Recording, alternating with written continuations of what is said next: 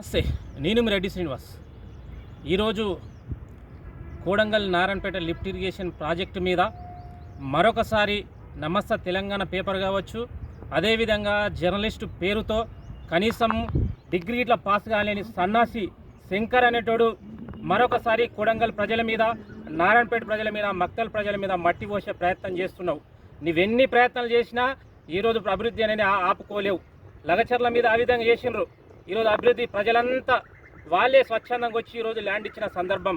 ఈరోజు ఏళ్ళ తరబడికెళ్ళి కోడంగల్ ప్రజలు, నారాయణపేట ప్రజలు, మక్తల్ ప్రజలు ఒక కళల సాకారం చేసే సందర్భంలో గౌరవ ముఖ్యమంత్రి రేవంత్ రెడ్డి గారు ఉంటే ఈరోజు కావలసి బలవంతంగా ఈరోజు ప్రజల దగ్గరికి వచ్చి మైకులు పెట్టి ఈరోజు భూమి కోల్పోతున్నారు, విపరీతంగా మమ్మల్ని ఇబ్బంది పెడుతున్నారు అని ఒక అసత్య ప్రచారం చేస్తున్నావు. ఖబర్దార్ బిడ్డ. అరే శంకర్గా, నువ్వు మినిమం నీ క్వాలిఫికేషన్ ఏందిరా బాబు? ఏదో మైక్ ఉంది, యూట్యూబ్ ఛానల్ని కేటీఆర్ పెట్టించిండు, వానికి లొత్తాసు పలుకుతా, వాని కాళ్ళు ఒత్తుతంటే ఒత్తుకోరా బాబు.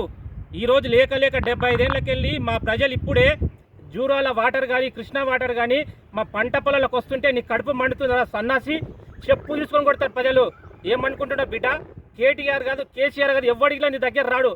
ఈరోజు ఆంధ్ర వాళ్ళు గొప్పగా ఈరోజు అక్కడ నీళ్లు ఉన్నాయి కాబట్టి వాళ్ళు శశశమ్మలంగా బతికినరు. ఈరోజు నీళ్లు లేకనే కదరా తెలంగాణ ఉద్యమం వచ్చింది.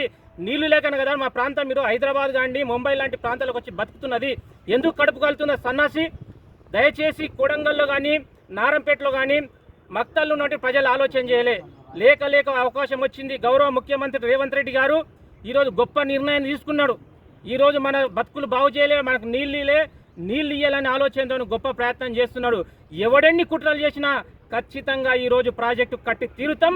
కోడంగల్ ప్రజలకు, నారాయణపేట ప్రజలకు, మక్తల్ ప్రజలకు నీళ్లు తెస్తాం.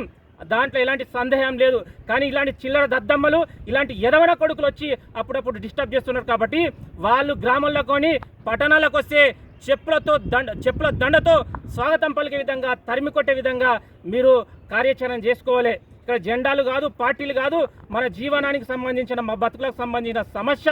ఈ సమస్య నుండి మీరు పార్టీలకు, జెండాలకు అతీతంగా ఈరోజు మనమందరం నిలబడాలి. ప్రభుత్వం ఒక గొప్ప నిర్ణయం తీసుకున్నది.